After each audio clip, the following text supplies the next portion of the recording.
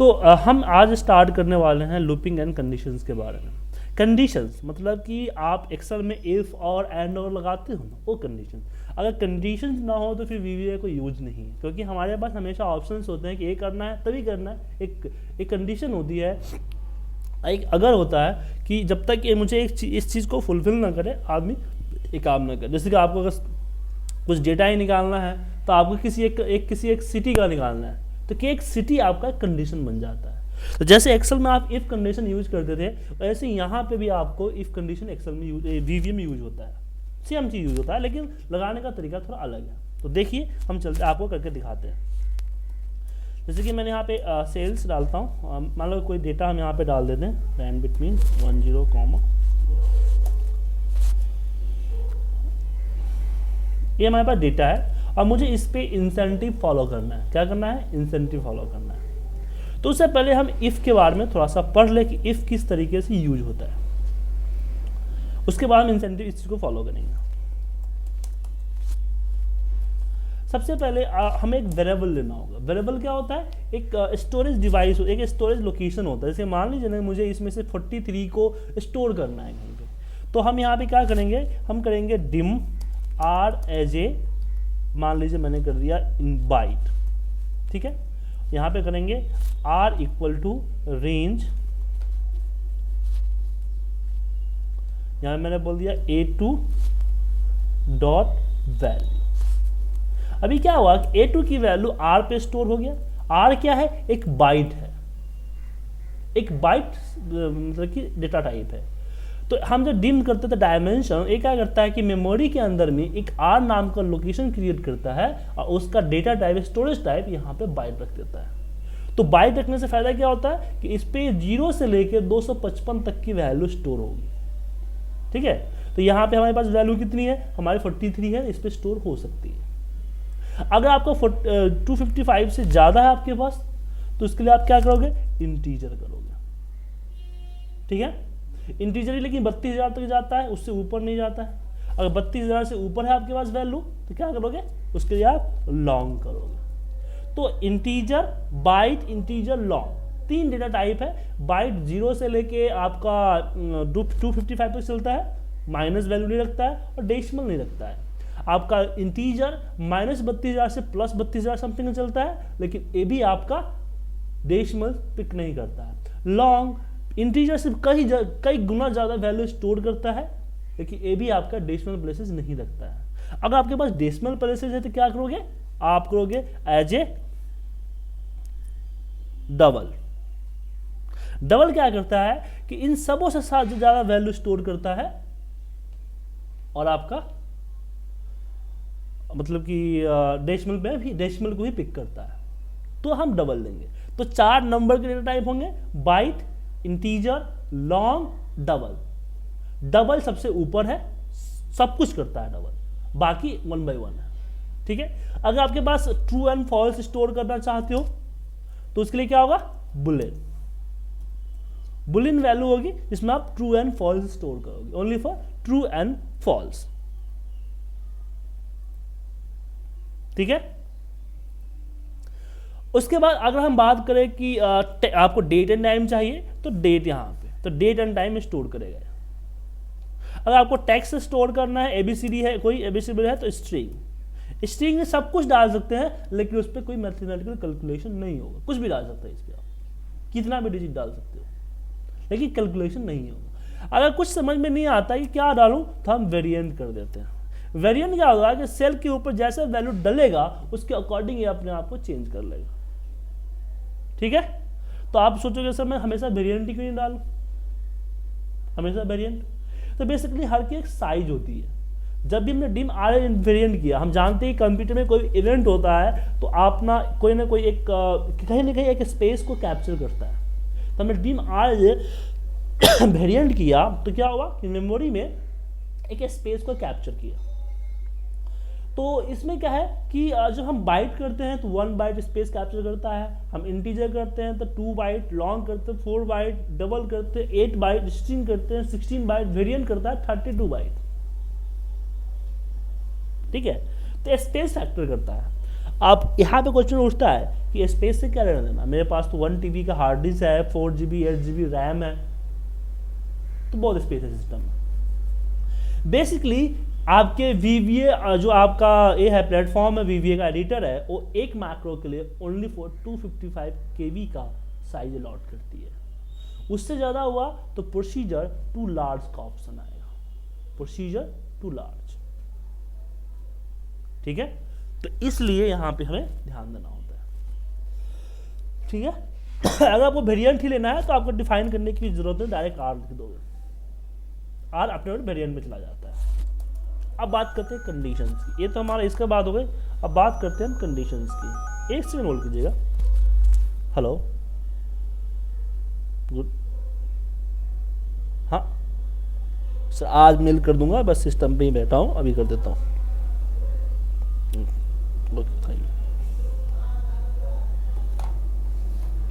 Okay, तो R हमने ब्लड आर एज ए रेंज हमें कर दिया यहाँ पे, क्लियर है। ओके, अब यहाँ पे आगे चलते हैं। नेक्स्ट जो मेरे पास आता है, और नेक्स्ट आता है कंडीशन, कि मान लीजिए कि यहाँ पे मुझे क्या करना है कि अगर ग्रेटर देन 50 हुआ, तो ग्रेटर देन 50 है, मुझे अगर ग्रेटर देन 50 है तो मुझे 500 देना है, हमें क्या देना है 500 का इंसेंटिव देना है। तो हमने उठा लिया, तो यहाँ पे कंडीशन देखिए, कंडीशन क्या होता है कि if R is greater than 50 या greater than equal to 50, then अब मुझे वैल्यू यहां पे स्टोर करनी है। ठीक है, तो यहां पे लिखेंगे हम range B2 dot value is equal to 50, माने 500। सॉरी, ये कहाँ चला गया,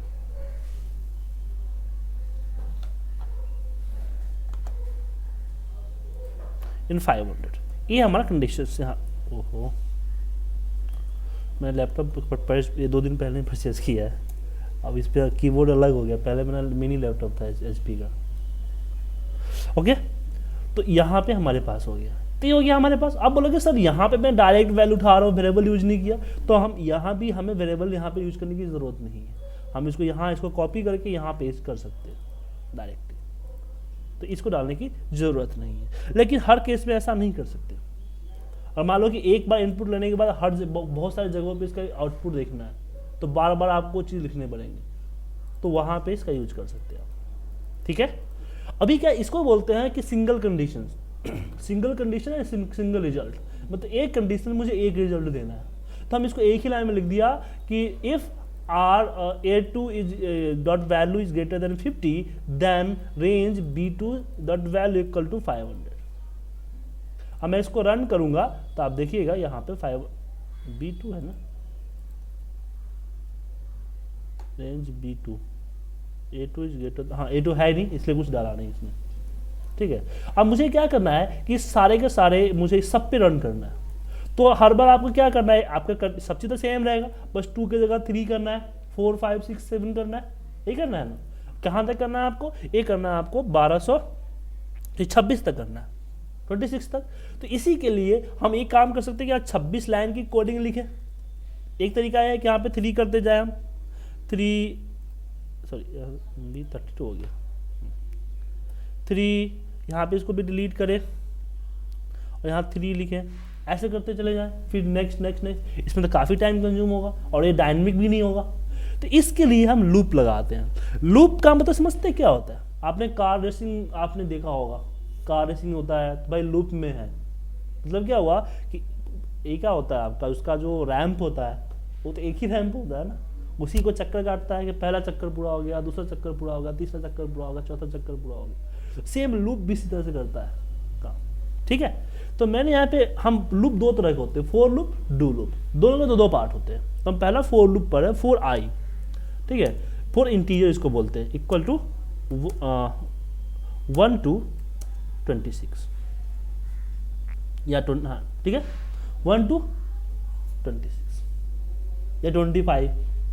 तो यहाँ पे क्या होता है, स्टार्टिंग पोजीशन और एंडिंग पोजीशन देना होता है।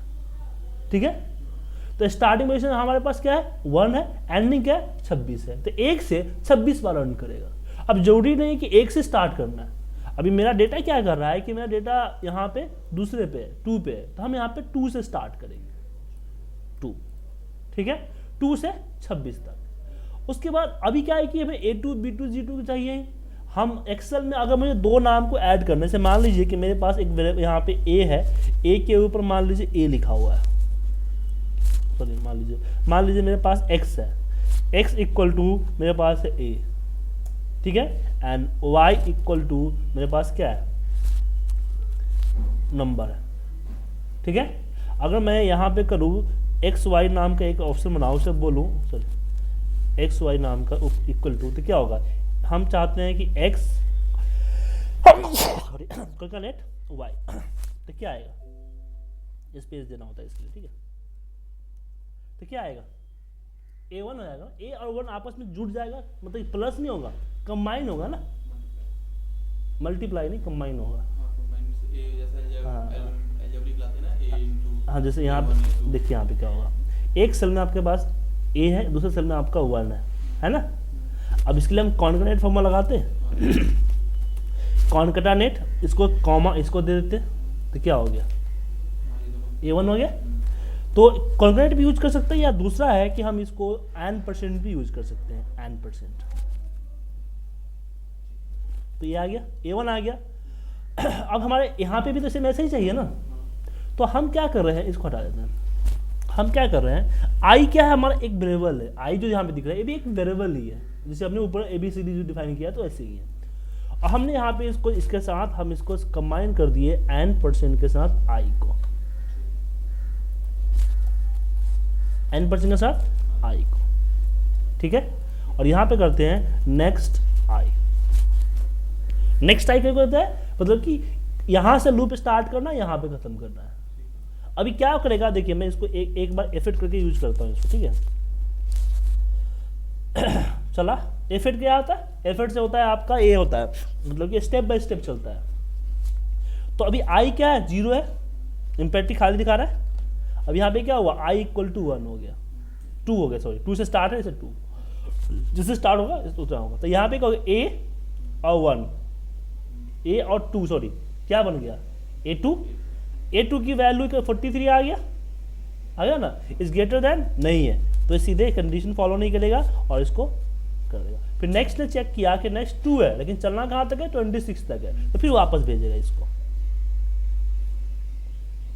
अब यहाँ आई इक्वल टू 3 हो गया, हर बार मान अपना इंक्रीज करता है। क्यों इंक्रीज करता है, ताकि नेक्स्ट चेक कर सके कितना हो चुका है। अगर मान लो कि लूप हम चक्कर काट रहे हैं, मुझे अगर 26 चक्कर काटना है, तो कहीं ना कहीं काउंटिंग तो रखेंगे हम, कोई ना कोई काउंट तो करेगा, या मैं खुद काउंट करूंगा कितने चक्कर हो चुके हैं। तो ये क्या करता है कि जैसे चक्कर पूरा करता है, ये आई क्या करता है, जैसे चक्कर स्टार्ट करता है इसमें एक जोड़ देता है, ठीक है। और नेक्स्ट क्या करता है, चेक करता है कि क्या इसके चक्कर पूरे हो गए, नहीं हुए तो वापस एक चक्कर और काट किया, समझ गए। तो इससे हमें एक फायदा मिल जाता है,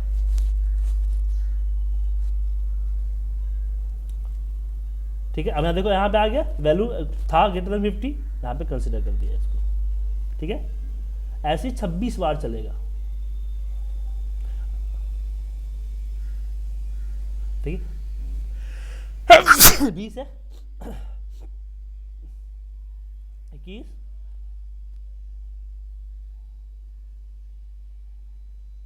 अभी क्या है 25 है लास्ट। अब यहाँ पे क्या है 26 आ गया, अब वापस जाएगा 12 आ गया, चेक किया 26 हो चुके, 12 कर दिया। और आपका यहाँ पे क्या हुआ कि सारे रिजल्ट यहाँ फुलफिल हो गए।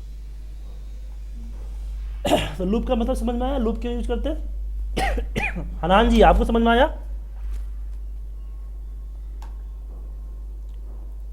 जी सर, ठीक है, तो हम लूप इसके लिए यूज करते हैं। अभी आपके पास अगर सिंगल कंडीशन है, सिंगल रिजल्ट, इसमें देखिए अब हमने अभी इस लूप को समझ में आ गया आपको ना। अब इसी लूप को आगे फॉरवर्ड, इसी लूप को आगे फॉरवर्ड करेंगे। अब यहाँ पे आता है कि आपके पास क्या है कि single condition and single result है। अब मेरे पास डबल रिजल्ट आ रहा है कि अगर 0 से ग्रेटर देन 50 हो तो 500 दे, उससे नीचे को 0 दे। अभी क्या कर रहा है, ब्लैंक छोड़ रहा है, कुछ इवेंट फॉलो नहीं कर रहा है। मैं चाहता हूं कि ग्रेटर देन 50 हो तो 0 दे, वरना ग्रेटर देन 50 हो तो नंबर दे, वरना 0 दे। तो जैसे यहाँ पे हमने कंडीशन लगाते हैं ना कि if that is greater than 50 तो 500, अदरवाइज 0 लगाते हैं ना। तो अदरवाइज क्या होता है, एल्स होता है। क्या होता है, एल्स। तो यहीं पे हम यहाँ पे जो हमारे पास माने कि सिंगल डबल कंडीशन और डबल रिजल्ट हो, तो यहाँ से इसको हम तोड़ देते हैं नीचे, ठीक है ना। नेक्स्ट लाइन में लिखते हैं और फिर यहाँ पे अगर यहाँ पे एल्स पार्ट देना है कि भाई कंडीशन 9 होते क्या करो, तो एल्स लिखते हैं और यहाँ पे हम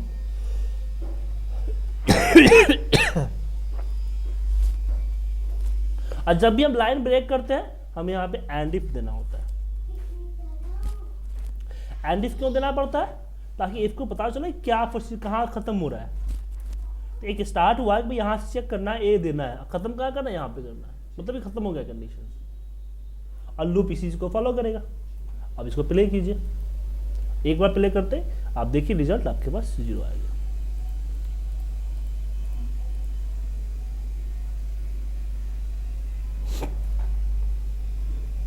क्लियर है। तो इसको बोलते हैं else if, sorry if else, if else, ठीक है, इफ एल्स। अब इसमें मैं मान लीजिए मेरे पास डबल कंडीशंस है मतलब बिटवीन है। मैं चाहता हूं कि मैं 50 से 80 वाले को सिर्फ 500 देना चाहता हूं, बाकी को 0 देना चाहता हूं, 50 से 80। तो ये दो कंडीशन हो गए, लेकिन दोनों कंडीशन रिक्वायर है। तो यहां पे हम एंड लगा देंगे। क्या लगा देंगे, एंड, यहाँ पे कि एंड, और सेम इसको कॉपी कर लेते हैं। अब ये दिक्कत हो रहा है, अगर मैं ऊपर वेरिएबल में ले लूँ तो मुझे सब सेंजर करने की जरूरत नहीं पड़ेगी।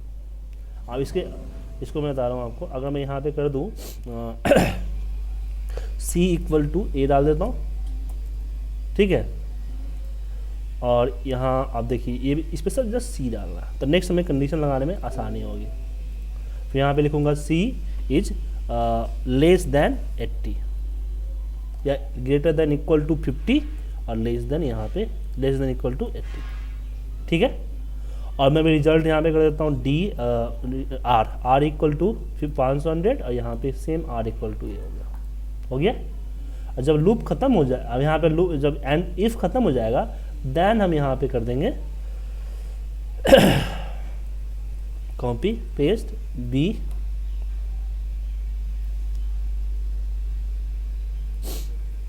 Equal to are.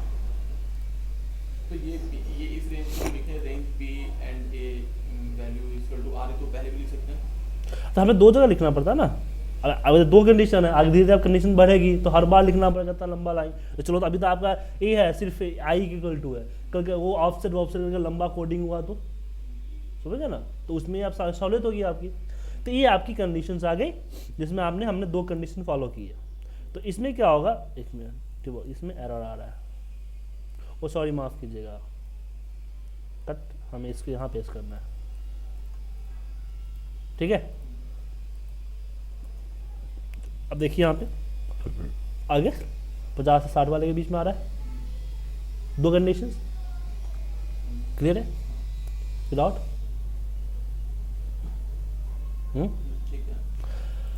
अब इसमें दो कंडीशन एंड है, एक और कंडीशन हो जाता है जैसे कि मान लीजिए सर जरा एंड का थोड़ा सा क्लियर कीजिएगा। एंड में दो कंडीशन चला ना, ये बोला है कि सी ग्रेटर देन 50 होना चाहिए और 80 होना चाहिए, न 80 से ज्यादा न 50 से कम, न 50 से ज्यादा न 80 से 50 से कम न 80 से ज्यादा, ठीक है। और दो कंडीशन ऐसी, अगर तीसरा कंडीशन तो एंड लगाते चले जाओ और नेक्स्ट दिन एंड करते चले जाओ। सर ये जो एंड इफ के बाद जो लिखा है रेंज बी आई, ये उससे पहले नहीं लिख सकते, ये बाद में लिखेंगे। कहाँ पे? ये जो एंड इफ के बाद आपने दोबारा लिखा रेंज बी। हाँ, तो ये रिजल्ट है ना। देखिए क्या हुआ, सुनो, हमने पहले वैल्यू असाइन किया, हमने कंडीशन चेक किया, कंडीशन चेक करके रिजल्ट असाइन किया, एंड देन रिजल्ट को वापस रिटर्न किया सीट पे। हमने सीट से इनपुट उठाया, कैलकुलेशन किया एंड आउटपुट दिया, ठीक है ना। अब यहाँ पे आर, ये जो आर है यहाँ पे आर होगा, यहाँ पे हम इसको ऊपर भी लिख सकते हैं, कोई दिक्कत नहीं है, लेकिन क्या है हमें बता रहे हैं कि हम वेरिएबल्स कब यूज करते हैं जहाँ पे लेंदी प्रोसीजर फॉलो करना। अब मान लीजिए अभी चलो रेंज बी एंड आई है, अब प्रॉब्लम इसमें हो सकता है कि आपका रेंज ऑफसेट करके बहुत सारा लंबा कोडिंग हो रेंज का, तो उसमें तो हर बार उतना लंबा कोडिंग लिखना पड़ेगा, उससे तो बच जाएगा आप। अभी नेक्स्ट अभी तब पता चल जाएगा, अभी इसकी अहमियत पता चल जाएगी, थोड़ा देर में देख लीजिए।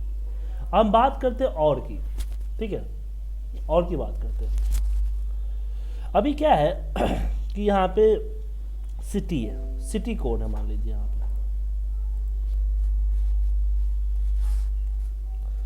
सिटी कोड, ठीक है, जिसमें 11 120, ठीक है, 124 125 22 84, ऐसे बहुत सारे सिटी कोड है आपके। आपको क्या है कि इसमें 11 120 124 अगर आपके पास आती है तो ये हमारा दिल्ली एंड एनसीआर यहाँ पे सिटी नेम शो होना चाहिए, एरिया एनसीआर शो होना चाहिए, दिल्ली एंड एनसीआर। इसके अलावा कोई आए तो अदर, ठीक है ना। इसमें कंडीशन कितने, 3 कंडीशन है, 11 120 एंड 124, 3 कंडीशन है हमारे पास। तीनों में से अगर कोई एक आता है तो हमें शो करना है, अदर पे शो करना है हमको। तो यहाँ पे भी हम सेम तरह के कोडिंग अप्लाई करेंगे। यहाँ पे सब F2 ब्रैकेट ओपन क्लोज, और यहाँ पे लूप लगाएंगे 4 2 से 9 तक, ठीक है। फिर 4 I इक्वल टू 2 to 9, ठीक है। उसके बाद यहाँ पे हम वैल्यू सेम, यहाँ पे जो वैल्यू है ये वैल्यू सेम उठा लेते हैं यहाँ से, ठीक है। कंडीशन देते हैं कि if C is equal to 11 और C इज इक्वल टू 120 और C is equal to 124, then यहाँ पे आना चाहिए R इक्वल टू, हमने बोल दिया यहाँ पे दिल्ली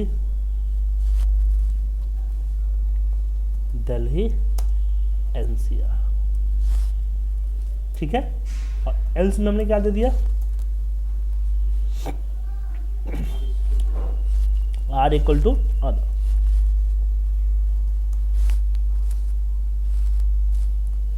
यहाँ पे एंड इफ, और यहाँ पे हो जाएगा, यहाँ पे ये भी तो देना है, रिजल्ट आउट तो करना है, आउटपुट रिकॉग्नाइज करना है, कॉपी किया एंड पेस्ट कर दिया, और यहाँ पे हम कर देते हैं एंड इफ, ठीक है। एंड इफ माफ कीजिएगा, यहाँ पे नेक्स्ट आर होना चाहिए, एंड इफ नहीं होना चाहिए ना, NEXT नेक्स्ट आर, ठीक है। अब इस पे हम रन करके देखें एक मैथड को, if to invalid next, oh sorry हमें आई करना था, क्या हो रहा है आज, गलतियाँ वही हो रही मुझसे, आ गया। तो इसमें हमने क्या किया, हमने इसमें और का फंक्शन लगाया। मेरे पास क्या था, तीन कंडीशंस थे, लेकिन तीनों रिक्वायर नहीं था, ऑप्शनल थे, ये तीनों में से कोई एक होगा। तो यहाँ पे हमने बोल दिया कि C इक्वल टू अगर 1 1 भी हो सकता है, या 1 2 हो सकता है, या 1 2 4 हो सकता है। इस केस में यहाँ पे दिल्ली एनसीआर दे, वरना अदर दे। आया है ना नहीं समझ में आपको? यस तो हमने इसका यूज किया, क्लियर है। अब बात करते हैं मल्टीपल कंडीशन, बताइए। ये सर जो R है, सर सुन नहीं पाया, क्या बोल रहे हैं, दोबारा बोलिए। सर ये जो R है, ये ऑटोमेटिकली वेरिएंट ले रहा है, वेरिएंट। हाँ, ऑटोमेटिकली वेरिएंट ले रहा है, या फिर अपना अकॉर्डिंग डिजाइन करना चाहो तो डिजाइन कर सकते हो, ठीक है ना। छोटी मोटी माइक्रो में हम डिजाइन नहीं करते, आप डिजाइन कर सकते हो, या फिर कभी एरर शो किया तो आपको डिजाइन करना पड़ेगा, साइन करना पड़ेगा ऊपर, ठीक है। अब आगे बढ़ते हैं इसमें। नेक्स्ट हमारे पास कंडीशन डबल हो जाता है, इसी कंडीशन की बात करते हैं, ऊपर जिसमें हम काम कर रहे थे ना, इसी पे आते हैं वापस। अगर कंडीशन डबल हो जाता है, अभी क्या है, कंडीशन ये है कि मैं यहाँ पे कि 0 से, यहाँ पे मैं करना चाहता हूँ कि 0 से 0 to आना चाहिए 40, तो मैं इस पे 500 देना चाहता हूँ, ठीक है। एंड 40 to 80 को मैं देना चाहता हूँ 1000, बाकी को मैं 0 करना चाहता हूँ, ठीक है, बाकी को मैं 0 करना चाहता हूँ। तब यहाँ पे देखिए, तो दो कंडीशंस है, और यहाँ पे हमें लगेगा एल्स इफ यहाँ पे, सॉरी यहाँ पे हम ये हटा देते हैं एंड को। Is less, C is less than equal to 40, तो 500 है, सॉरी देन लिखना भूल गया मैं, ठीक है। फिर else if C is less than equal to, हमने क्या बोला 80, तो यहाँ सॉरी देन यहाँ पे क्या आना चाहिए 1000, और उसके बाद एल्स में क्या आना चाहिए R equal to 0, then end. इसको बोलते हैं एल्स इफ, ठीक है ना, कि पहली कंडीशन, दूसरी कंडीशन, तीसरी कंडीशन, ऐसा आप यहां पे लगा देते हैं। क्लियर है? अब मैं इसको प्ले करूं तो यहाँ पे देखिए उसके अकॉर्डिंग आपका जुड़ गया, सॉरी यहाँ पे 1100 आ गया, इसलिए 1100 दिख गया। तो इस तरह से चौथी पांचवी कंडीशन आप एलसीफ लगाते चले जाओ। क्लियर है? अब बारी आती है नेस्टेड इफ की। नेस्टेड इफ, चलिए आपको बताते हैं आपको। मान लीजिए कि एक कंपनी है जिसमें इंटरव्यू हुए हैं, जिसके कुछ राउंड्स हुए हैं, R1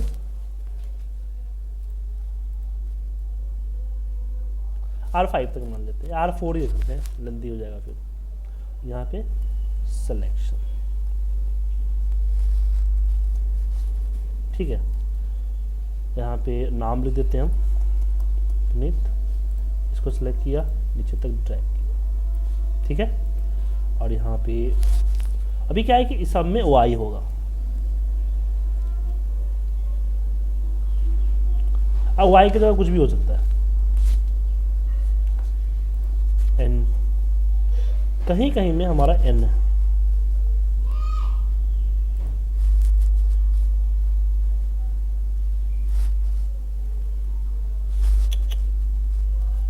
एन एन,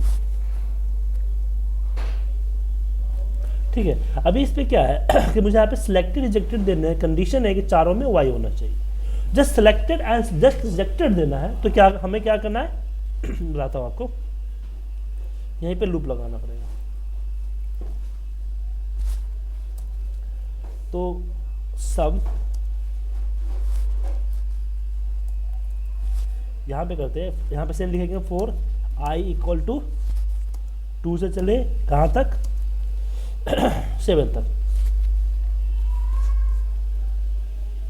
ठीक है। हमें चेक करना कि if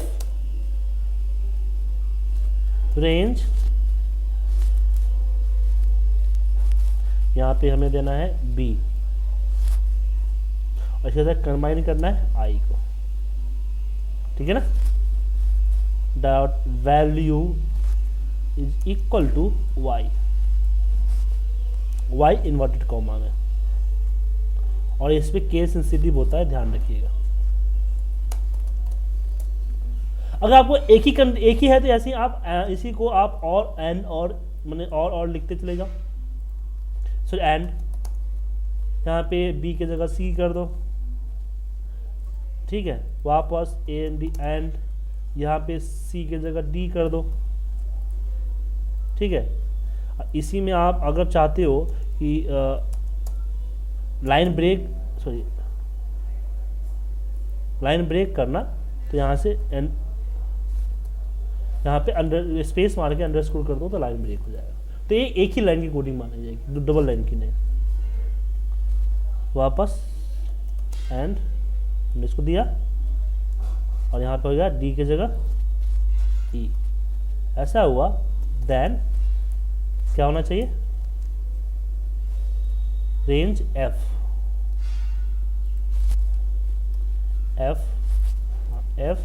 I equal to selection, selected, else क्या होना चाहिए, rejected,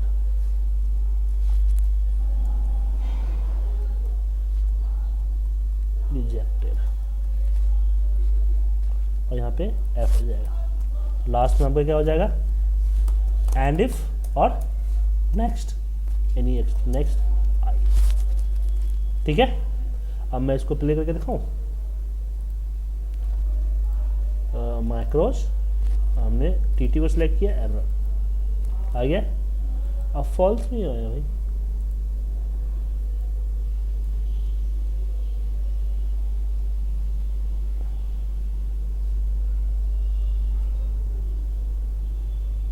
B c d e then f i. ओ समझ में आया क्या हुआ था? यही होगा हाँ। दो उसमें रिजल्ट। हाँ तो दो का ये ऑपरेशन बन गया ना, फिर इक्वल टू इक्वल हो गया ना, इसलिए ऐसे रिजल्ट गलत आया था। आपसे आएगा सिलेक्ट रिजेक्ट आ गया। लेकिन अब मैं यहाँ पे दूसरी इसी सेम चीज़ को फॉलो करना चाहता हूँ, लेकिन मैं चाहता हूँ कि किस में रिजेक्ट हो रहा है वो दिखाए। पहला रिजेक्शन यहाँ पे दिखा दे, समझ गए कि वो रिजेक्ट यहाँ पे राउंड 1 में रिजेक्ट हुआ है, राउंड 2 में रिजेक्ट हुआ है, राउंड 3 में रिजेक्ट हुआ है।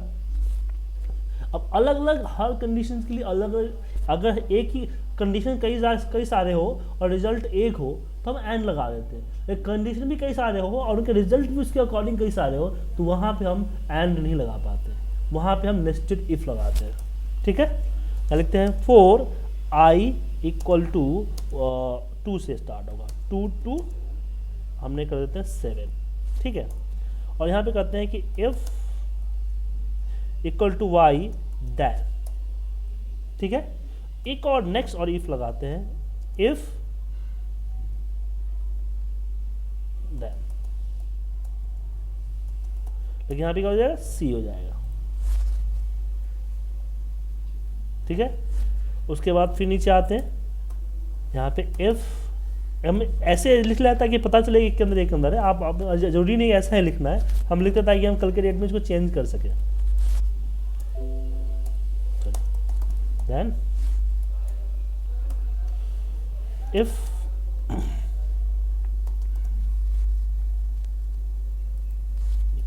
कंडीशन हो गया, अब यहां पे हमें देना है इक्वल टू सेलेक्टेड। भाई सारे कंडीशन पूरा हो तो सिलेक्टेड देना है यहाँ एफ, और एल्स तो क्या देना है, यहाँ पे R4 रिजेक्टेड, कि ये R4 में रिजेक्टेड हुई है। ठीक है, अब यहाँ पे हम कर देते हैं एंड इफ।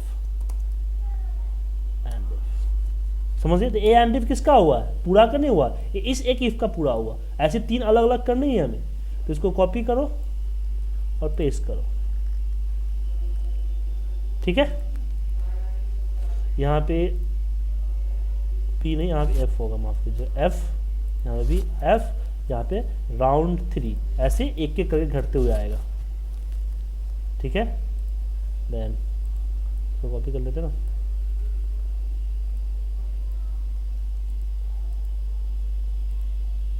पेस्ट, यहाँ पे जाएगा आपका राउंड 2। ठीक है, एंड पेस्ट राउंड 1। समझा? तो आप इसको भी इस तरह से करना चाहो तो इसके साथ ऐड कर लो आप।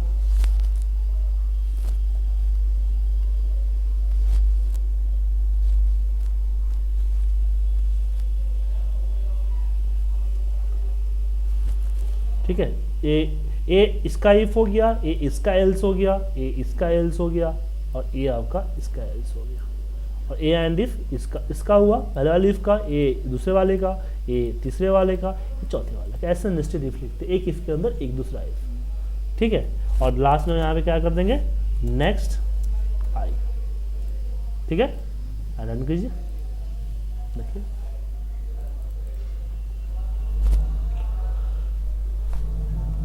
ठीक है। तो इफ के सारे कंडीशन थे, हमने आपको एक तो लूप बताया कि किस तरह से लूप का यूज करते हैं, दूसरा हमने बताया किस तरीके से हम अलग अलग शीट्स के अलग अलग यूज करते हैं कि आपका नेस्टेड इफ हो और कंडीशंस इफ के साथ एंड यूज कैसे है, एल्स कैसे यूज करें, सिंगल इफ कैसे यूज हो, ये सारे इफ। तो इफ फॉर्मूला आपको समझ में आ गया, इफ एंड इफ और सब चीज समझ में आ गया आपको, या हनान जी समझ में?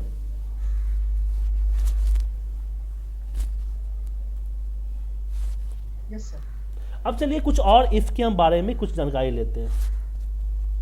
हमने यहाँ पे मान लीजिए कि नेम, सिटी, और यहाँ पे मैं दे देता हूँ क्वांटिटी।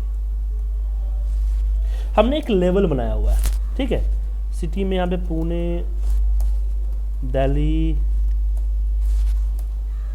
नोएडा, पटना हमने डाल दिया, और यहाँ पे देता हूँ टोटल, और यहाँ पे देता हूँ सम।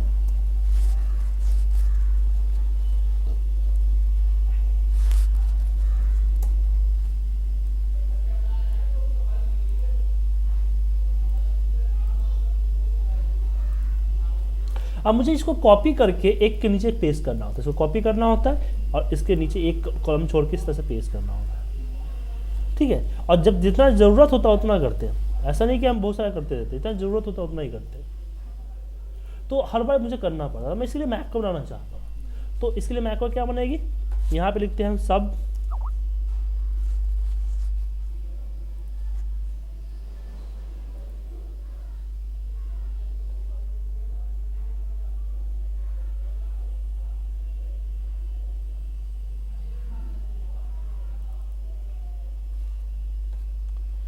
यहाँ पे सब ब्रैकेट ओपन, सॉरी COP के नाम सुना है हमने। इसके बाद हम यहाँ पे स्टार्ट करते हैं इसको, ये हमारा ये आ गया, हमारा डेटा आ गया, नेम BC, हाँ A1 से C6 तक, ठीक है। तो यहाँ पे करना है हमें रेंज, हमारा रेंज तो कॉपी करना फिक्स है A1 से C6, तो हमने यहाँ पे लिख दिया रेंज A1 से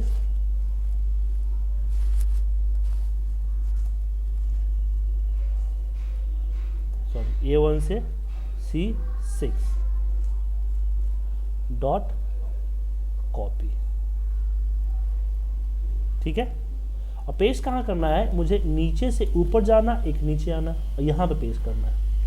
यहाँ करेंगे हम रेंज, यहाँ पे A 65,000, सॉरी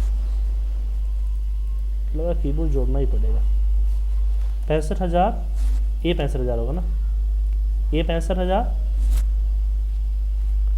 डॉट एंड एक्सेलेस अप डॉट ऑफसेट 1,0, 1,2 होगा, 2 कम छोड़ने ना मैं तो, डॉट पेस्ट स्पेशल, ठीक है।